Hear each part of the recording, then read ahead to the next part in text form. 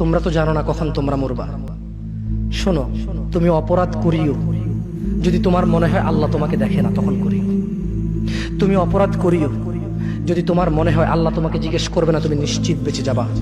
তুমি অপরাধ করিও যদি তোমার মনে হয় যে আল্লাহ তোমার জন্য জাহান্নাম নির্ধারণ করবে, আর তুমি আল্লাহকে বলবা আল্লাহ আপনি বললেই হবে নাকি আমি জাহান্নামে যাব। যদি এই ক্ষমতার অধিকারী হও তাহলে তুমি অপরাধ করিও। তোমাকে বলি, মহিলা, মা, বোন, চাচা, চাচি, নামাজ ছাড়া মানুষ মুসলমান থাকে না। ওয়াল্লাহি আমি বলছি না কোথায় বাঁধবেন, তর্ক পরে। আমি বলছি আপনি নামাজটা স্টার্ট করেন। প্রাপ্তবয়স্ক কোনো ব্যক্তি, সে হোক নারী বা পুরুষ, যেই হোক না কেন, ইচ্ছা করে যে এক ওয়াক্ত নামাজ ছেড়ে দিল, সে কাফের হয়ে গেল। ইচ্ছা করে কেউ যদি এক ওয়াক্ত নামাজ ছেড়ে দেয়, নামাজ পড়লাম না, মন চাইলো জোহরের নামাজ পড়লাম, মন চাইলো আসরের নামাজ পড়লাম, এই ব্যক্তি আর মুসলমানের খাতায় নাম নাই, কাফের হয়ে গেছে। কিছু করার নাই, এটাই সত্য। কিয়ামতের মাঠে যখন সবাই দাঁড়াবে, সর্বপ্রথম হিসাব নেওয়া হবে নামাজের। যার নামাজের হিসাব ঠিক থাকবে তার সব হিসাব ঠিক থাকবে। যার নামাজের হিসাব ঠিক নাই, তার রোজা, হজ, যাকাত, সদকা এগুলো কোনো কাজে আসবে না। তাই মুসলিম হিসেবে আমাদের প্রথম কাজ কি? 5 ওয়াক্ত নামাজ জামাতে পড়ার চেষ্টা করো। যদি না পারেন জামাতে, কমপক্ষে বাসায় তো পড়তেই হবে। আমি তোমাকে না করছি না 15 রাকাত পড়তে, আমি বলছি যে তুমি নামাজই পড়ো না, 4 পড়ো। এই 4 রাকাত ঈশা না পড়লে তুমি মুসলিম নও। 3 রাকাত মাগরিব না পড়লে তুমি মুসলিম নও। 4 রাকাত আসর না পড়লে তুমি মুসলিম নও। দেখো, আমাকে দোষ দিও না। বুখারী খোলো, সালাত অধ্যায়ে যাও, আযান অধ্যায়ে যাও।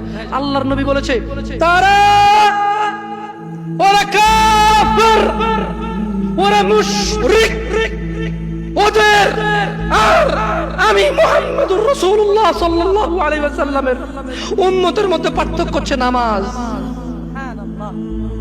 ও সাহাবা, ও উম্মত, তুমি চিনবা মুহাম্মদের উম্মতকে সাল্লাল্লাহু। ও আমার উম্মত, তুমি কি আমার উম্মতকে চিনতে চাও? শোনো, তারা যারা আমার উম্মত না, আর এরা যারা আমার উম্মত। ওটা আমার উম্মত যেটা নামাজ পড়ে না, আমার উম্মত। তুমি আল্লাহর নবীর উম্মত ছাড়া কিভাবে মুসলমান হবা? তোমাকে আমি বলি, নামাজটা ছাড়িও না প্লিজ। তুমি যে যে অপরাধে লিপ্ত আছো ছেড়ে দাও, চেষ্টা করো, কিন্তু নামাজটাকে তুমি এখন থেকে করবা। তোমার ফজর মিস হওয়া চাই না। তুমি যদি সারা জীবন নামাজ না পড়ো, আমার যায় আসে না। তুমি যদি সারা জীবন নামাজ পড়ো, আমার কিছু লাভ আছে। তুমি নামাজ পড়লে নাকি আমি আমার লাভে কথা বলছি। শোনো, আউয়ালু মা ইউহাসাবু বিহিল আবদু ইয়াউমাল কিয়ামাতি আস-সালাহ। কিয়ামতের দিন সর্বপ্রথম হিসাব নেওয়া হবে নামাজের, সালাতের। সালাত চিনেন তো? কুরবানির গোশত খাওয়ার মাঝখানে যেটা খায় ওটা, হ্যাঁ, এটারে বাংলায় আমরা নামাজ বলি। কি বলি? নামাজ। বিশ্বনবী ইন্তেকাল করবেন, রূহ বের হয়ে যাচ্ছে, 2-3টা শব্দ বললেন, এর মধ্যে একটা ছিল সালাত। আর সালাত, উম্মতেরা নামাজ, নামাজ, নামাজ ছেড়ে দিও না। আমা মালাকাত ঈমানুহুম। মানুষ ইন্তেকালের আগে শ্বাস বের হয়ে যাচ্ছে, রূহ চলে যাচ্ছে, ওই মুহূর্তে কি জরুরি কথা বলে নাকি ফালতু কথা বলে? সবচেয়ে জরুরি কথাটাই তখন সে বলে যায়, ঠিক কিনা? কথা বলেন। বিষ্ণু বলেছিলেন নামাজ। এজন্য নামাজ, নামাজ, এই নামাজ যাতে মিস হয়ে না যায়। সব মিস হতে পারে, নামাজ মিস হতে পারে না। আল্লাহ তুমি বুঝার তৌফিক দান করো। তার মানে তোমার যদি স্বাদ লাগতো, আর তোমার বাপ মা যদি শুকর মাংস খাইতো, তুমিও খাইতা, হারাম আর বাস্তা। তোমার বাপ নামাজ পড়ে না যুবক, তাই তুমি নামাজ পড়ো না। তোমার বাপে ভাত খায় তাই তুমি ভাত খাও। পাকিস্তানের রুটি খায় তাই ওরা রুটি খায়। চাইনিজরা এইভাবে লাঠি দিয়ে খায়, ওরা লাঠি দিয়ে খায়। শোনো, তুমি বলতে চাচ্ছ তুমি শুকর খাও না কারণ এটা হারাম, তুমি মিথ্যু। তুমি একটা চরম মিথ্যাবাদী, ধোঁকাবাজ। তুমি বলছো তুমি শুকর খাও না, এটা হারাম না? তাহলে তুমি নামাজ না পড়াও তো হারাম, তা তুমি কেমনে ছেড়ে দিচ্ছ? এই যুবক, তোমাকে যদি বলে ন্যাংটা হয়ে হাঁটো, হাঁটবা কেন? কেন কেন ন্যাংটা হয়ে কেন হাঁটবা না? কি নোংরা কাজ? নামাজ পড়ো না, তোমার শরম লাগে না? আপনি সত্য দাবিদার হবেন। একটা ছেলে প্রকাশ্যে মদ খেলে আপনি তার সাথে মেয়ে বিয়ে দেন না। একটা ছেলে প্রকাশ্যে নামাজ আদায় করে না। আল্লাহর কসম, এই পৃথিবীতে যত মদ আছে সবাই যদি একজনে খেয়ে ফেলে সে কাফের হবে না। কি হবে না? কিন্তু এক ওয়াক্ত নামাজ ছেড়ে দিলে কাফের। ঠিক। কিন্তু কেউ এত জঘন্যতম অপরাধ যা না করলে কাফের হয়ে যায়, প্রকাশ্যে সবাই আজান চলে, কেউ মসজিদে আসে না, কেউ লজ্জা পায় না। ঠিক। তাহলে দুনিয়া কি বলেন তো?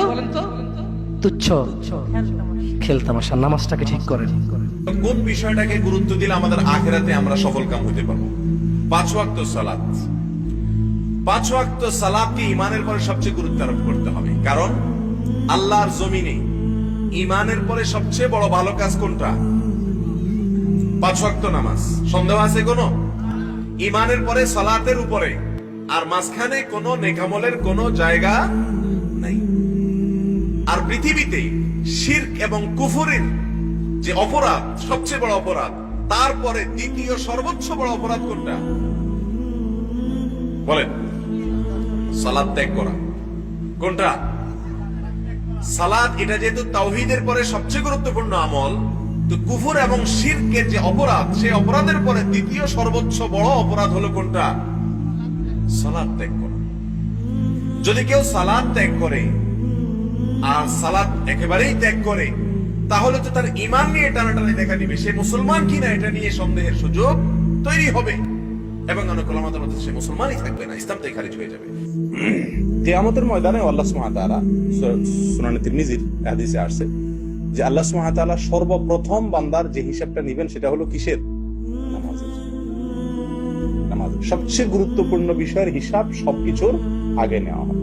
প্রথম সালাতের হিসাব হবে। সালাত যার ঠিকঠাক মতো হয়ে যাবে, তেমন কোনো ভুল ত্রুটি সমস্যা ধরা পড়বে না, সে ব্যক্তি সম্পর্কে নবী সাল্লাল্লাহু আলাইহি ওয়াসাল্লাম বলেছেন, ফাইন সালুহাত ফাকাদ আফলাহা ওয়া আনজাহ। যার নামাজের হিসাব মোটামুটি ঠিকঠাক হয়ে গেছে, প্রথম পরীক্ষা পাশ করে গেছে, সে সফল হয়ে গেল, তার অন্যগুলাতে আর খুব বেশি ঠেকবে না, বাঁধবে না। আর ওয়া ইন ফাসাদাত ফাকাদ খাবা ওয়া খাসির। যদি নামাজের হিসাবে কেউ গড়বড় দেখা যায়, কম পড়ছে, ঠিক মতো পড়ে নাই, উল্টাপাল্টা দেখা যায়, এই পরীক্ষা যদি কেউ ফেল করে, তাহলে ফাকাদ খাবা ওয়া খাসির, তাহলে সে ধরা খেয়ে গেল। কারণ এরপরে অন্য সবগুলাই কি হবে? কঠিন হবে।